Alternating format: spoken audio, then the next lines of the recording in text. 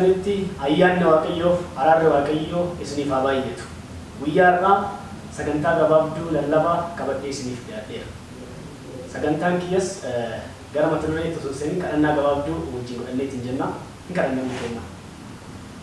Galanni siif haa ta'u Waaqa jiraataa abbaa samii gubbaa jirtu karaa addaatiin nu gargaartee lubbuun jiraannee jiraachuun keenya sitti barbaachisee abbaa ennaa kanaan sitti nu geessu waan ta'eef maqaan kee haa ulfaatu. Kottu nu barsiisi hubannaa guutuutti nuuf kenni maqaa gooftaa Kiristoosiitiin ameen. Waaqni guddaa galateeffanneetiin jenna. Guyyaa irraa mata duree gabaabduu isii qabadhee isiniif dhiyaadheera. Mata dureen ana irrattis dubbadheetiin jedhu guyyoota beekuu mata duree jedhu irratti akka ilaallu barbaadeetiin jedha. Guyyoota beekuu jechuun maal jechuudha? Guyyoonnis guyyoota maaliiti? Isa jedhu innaa laalleetiin jenna ta'eetiin jedha. Qajeelumatti innaatti fayyadamuudhaaf gara sagalee waaqayyoo yookaan caafata waaqayyootti deemneetiin jenna. Hundi keessanuu bakkuma jirtanitti Efesoonii boqonnaa 5 lakkoofsa 15 irraa wajjin dubbifanneetiin jenna jechuudha. Innis akkas jedheetiin jedha kan Efesoonii 5 lakkoofsa 15 irratti eegaa akkamitti akka deddeebitan haleelaa ilaalladhaa akka warra ogeessotaatti malee akka warra ogeessitanii ta'initti hin jiraatina.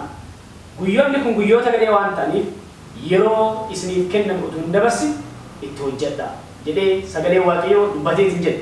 Akka ogeessotaatti akka deddeebineetiin jennu sagalee waaqayyoo nutti himeetiin jedhe. Ogeessota qofaa odoo hin ta'in guyyoota illee beekuu akka qabaanneetiin jennu sagalee waaqayyoo gabaabatti nutti dubbateetiin jedha jechuudha. Sababiin isaa maaliif kan nutti dubbateetiin jedha? Guyyoonni guyyoota baay'ee gadheedha jedha sagalee waaqayyoo. Maaliif gadhee ta'uu danda'an? Haala kamitti gadhee isaanii jechuu danda'e waaqayyo? Dhugama guyyootatu gadhee ta'eeti. Isa kana mee sagalee waaqayyoo waan nuun jedhu keessa deddeebinee ammas ilaalleetiin jenna jechuudha. Hennaa gara kitaaba qulqulluutti deemneetiin jennu Ximootewos lammaffaa boqonnaa 3 lakkoofsa 1 irra innaa deemtee ilaaltaniitiin jettani guyyoonni kun maaliif akka guyyoota gadhee ta'aniitiin jedhani baroota dhumaa keessatti nutti dubbateetiin jedha jechuudha. Haalata kanarratti hundi kenna yoo deemne Ximootewos lammaffaa boqonnaa 3 lakkoofsa 1 irra innaa deemtee ilaaltaniitiin jettani isin dubbiseetiin jedha. Akkas jedha sagalee Waaqaa. Guyyoota gara dhumaatti yeroon sodaachisaan akka dhufu hubadhu jedha. Guyyoota gara dhumaatti yeroon sodaachisaan akka dhufu hubadhu jedha. Maal jedha kana Efesoon irratti akka warroota wallaalota yookaan akka warra ogeessantaniitti hin deddeebi'inaa jedhee dubbateetiin jedha. Akka warra ogeessotaatti deddeebi'a. Bara beekaas jedhee hennaa dubbateetiin jedha argineetiin jedha jechuudha. Sababiin bara beeknu guyyoota gadheedha jedha. Amma asirratti sagalee waaqayyoo kan dubbataa jiru gara dhumaatti guyyoonni guyyaa sodaachisaa ta'aa deemu. Maaliidhaaf sodaachisaa ta'uu laata? Gara lakkoofsa lamaatti innaa deemtee ilaaltee jettan namoonni warra ofittoo sassatoo of jajoo afuuffamoo arrabsituuwwan warra abboota isaanii fi haadhota isaaniif hin abbooman galata hin qabne warra wanta qulqullaa'aadhaan mormaniin ta'u jedhee sagalee waaqayyoo dubbateetiin jedha. Mee baroota kana keessa deddeebi'ee ilaalaa. Ilmi abbaadhaaf hin ajajamu, intalli haadhaaf hin ajajamtu, namni waliin kabaju, namni uf jaalata, sassatoo ta'ee jira, uf jaja, qabeenya qaba jedhee lafa deemutti uf bokoksa. Kuni guyyoonni guyyoota hamaa akka ta'aniitiin jedhamu kan guyyoonni kun gara dhumaatti deemuudhaaf guyyoota gadhee ta'uu isaa nutti himeetiin jedhee jechuudha. Kana qofaas miti warra jaalala of keessaa hin qabne jedha. Yaa saba waaqayyoo mee ilaalaa lafoota garaagaraatti kallattii golee arfaniitti ilaalame namoonni jaalala hin qabaniif iddoo adda addaatti waraana dhageenya, iddoo adda addaatti lola dhageenya, iddoo adda addaatti yakki adda addaa hojjetamee dhageenya, iddoo adda addaatti lubbuun namaa bahee dhageenyeetu jenna jechuudha. Maaliif ta'aara kun? Guyyoonni guyyoota gareedhaaf guyyoota gara dhumaa ta'anii ta'uu isaa sagalee waaqayyoo kan itti nutti dubbateetiin jechuudha. Kabiraammoo maal jedheetiin jedhu warra araara hin jaalannee jedha. Dhugaa bara kana keessatti namni araara hin jaalatus garuu waaqayyoon keenya osoo nuti waan akkas gatii akkas isaan kafalle araara bilisa nuuf kenneetiin jedha jechuudha. Waa baay'eedhaan isa yakkine ture garuu inni araara nu barsiisuudhaaf ilma isaa tokkicha kan jaalatu samaayidha akka nu dhufeetiin jedhu kan godheetiin. Namoonni garuu araara hin jaalatan jedha sagalee waaqayyoo.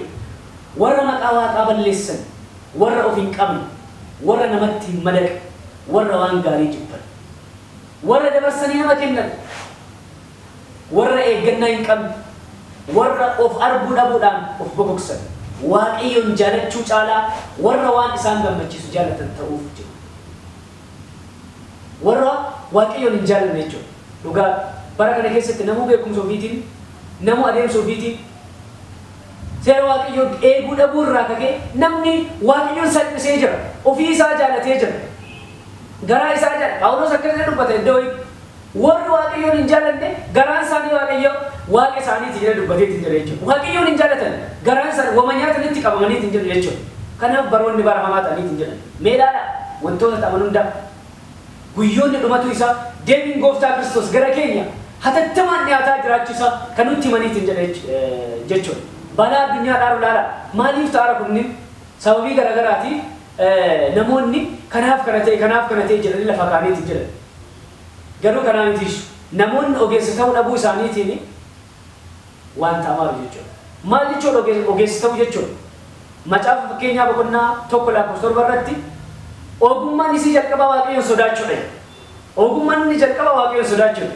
yaa saba waaqayyo beekumsi inni jalqaba waaqa sodaachuudha maal jechuudha beekumsi inni jalqaba yookaan ogummaan inni jalqaba innaa jedheetiin jedhu abboomii waaqayyo eeguudha sababiin isaa warroonni wallaalaa ta'an abboomii waaqayyo tuffataniiru jedha achirratti gaskee kanaaf ardii qormaata guddaa keessa akkasitti jirtu balaa addunyaa hinnaa kanarratti dhaamaa dhibee addunyaa raasaa kan ilaala maaliif akkas ta'e deemtanii hinnaa macaafa Isaayyaasii boqonnaa 24 deemtanii hinnaa ilaaltaniitiin jettani sagaleen waaqayyo waa bal'aan horsiiseetiin jedhe hinnaa beektonni biyya lafaa kanatu kana ta'e jedheetiin jedhu sagaleen waaqayyo gara waan biraa dubbataa jedha Isaayyaasii boqonnaa 24 lakkoofsa 4 irraa hinnaa deemtanii ilaaltaniitiin jettani lafti gaddaaniin coollagaa jedha lafti gaddaaniin coollaga biyya lafaa gogee hin badan gurguddoonni sabaa lafatti hin muluku jedha warri lafa irra jiraatan abboomii fi seerata waaqayyoo irra daddarbanii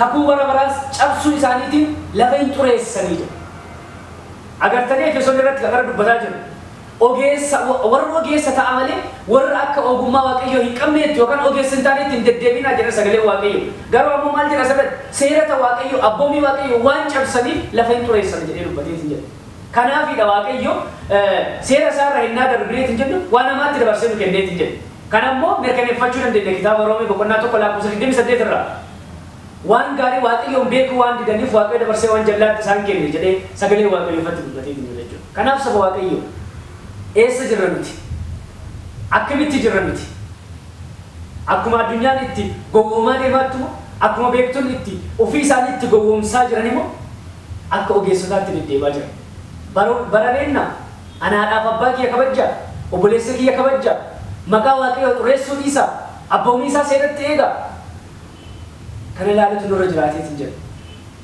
namni biyya lafaarratti nama jaalatu namni biyya lafaarratti nama kabaju waaqa mana samii kabajjeetiin jedha hennaa waaqa mana samii kabajjineetiin jedhu waaqa mana samii jaalanneetiin jedhu hennaa jaalala waaqayyoo qabaanneetiin jennu garuu seerri waaqayyoo jaalalaan garaa keenya keessatti raawwateetiin jedha jechuudha eessa jirra nuti isa kana ilaaluuf beekuun akka nu barbaachiseetiin jedhu sagalee waaqayyoo nutti himeetiin jedha jechuudha sagalee waaqayyoo akkasuma kanaaf waaqayyo lakkoofsa 6 Isaayyaas boqonnaa 24 kanaaf abaarsi lafa hin balleessaa jedha abaarsi lafa hin balleessa iddoo adda addaatti lafti socho'ee jedha iddoo adda addaatti kirkirri adda addaa volkaanoon adda addaa lubbuun baay'een dabar miidiyaan adda addaa akka ajaa'ibaatti godhee wanta kana rarraasee dubbateetiin jedha jechuudha garuu sagalee waaqayyoo maal jedhaa jira abboomii waaqayyoo darbanii lafa waan xureessaniif abaarsi lafa hin nyaatti jedhee dubbateetiin jedha jechuudha namoonni sun kana beekanii garaan koo baay'ee gammada maaliif abaarsi maal akka ta'e osoo beekanii seera waaqayyoo irra darbuudhaan maal akka namatti dhufu osoo hubatanii garaan koo guddaa gammada nus hubachuutu nu barbaachiseetiin jedha jechuudha sagalee waaqayyoo abaarsi lafa hin nyaatti yookaan hin balleessiti jedha namoonni isa irra jiraatan yakka ofii isaaniitti hin baatu jedha yakka ofii isaaniitti hin baatu kana irraa kan keessa namoonni lafa irra jiraatan hin gubatu isaan keessaa immoo muraasni hafu jedha muraasni hafu eenyudha muraasni hafu ijoollee waaqayyoo jechuudha waaqayyoo nu jaalata waaqayyo araaraan nu waamataa jira biyya lafaa seera isaarra dambitee keessa hin jiraatinaa koottaa gara kiyyaa gara tulluu Tsiyooniitti eessa garas deema yoo sana walitu jedhee waaqayyo waamicha nuuf dhiyeessaa jira nus warra waamicha waaqayyoo dhageenyee fayyina gooftaa Kiristoositti makamnee samaayitti warra jiraattoota nu barbaachisee biyya kadhageenya waaqayyo eebba nuuf haa godhu